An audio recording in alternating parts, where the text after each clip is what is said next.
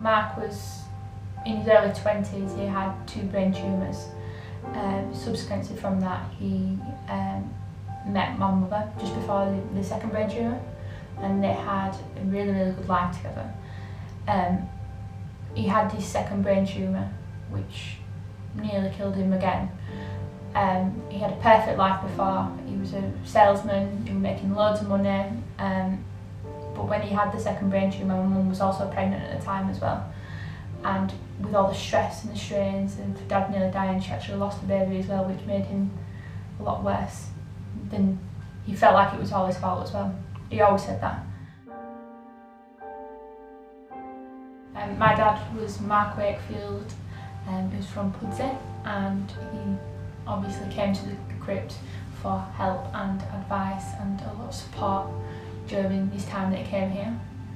He was 49 and he did suffer with alcohol problems, and he, through my childhood, suffered a lot with alcohol, and basically he had 2 brain tumours before I was born. There's me and my brother, and before I was born he had a second one which made him alcohol dependent, which eventually later on in life broke down the marriage of my mum and my dad. So mum and dad divorced, and me and Ryan went our separate ways with his mother, and dad continued to drink.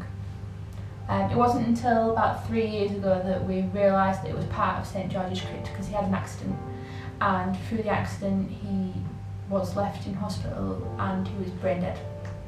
And all these people from St George's Crypt were coming to see him, and it wasn't until that point that we actually knew what was going on, and the fact that Dad was a service user and used St George's Crypt to get help, and also to make friends and obviously to make family as well. And then we became involved with that after he had his fit and banged his head, and we came the day after he passed away to St George's Crypt, and we met everyone, and we basically came from there. So. She coped with it for a number of years. Like I said, he started drinking after his second brain tumour, so they were married for 13 years, and from that my mum and dad just didn't get on anymore, and he'd become aggressive and he'd drink more and he'd be asleep, and we'd have a normal life, and then he'd wake up and he'd drink more, and we'd come home from school, he'd still be drinking, but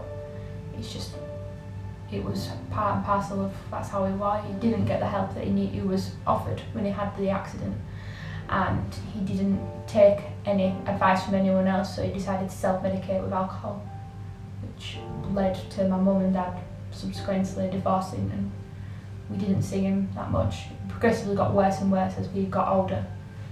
He'd go to work still, he was still working, and he'd still be drinking through the day at work, but that's what he did. That's how alcohol affects people as a person. So the day after he died, we had obviously homeless people come to see him at his bedside, and me, my brother, my aunt and my uncle decided to come down to the Crypt after to see what was going on and what involvement the Crypt had in his life, and that's when we got involved with absolutely everything to do with the football, the runs, any fundraising. We just wanted to be involved in it because the Crypt was like his family that we didn't know about, and we wanted to be part of that, so that's why we get involved with everything, and we want to make everyone aware of what's going on. It's like a family more than anything. It's like the people, everyone's so welcoming. People that are the clients themselves know me, know my brother, know my family, and when we come along everyone just wants to welcome us in and just be nice and praise us and just want to ask how we are and stuff like that. So the Crypt is like my family now. It's all I ever know now. So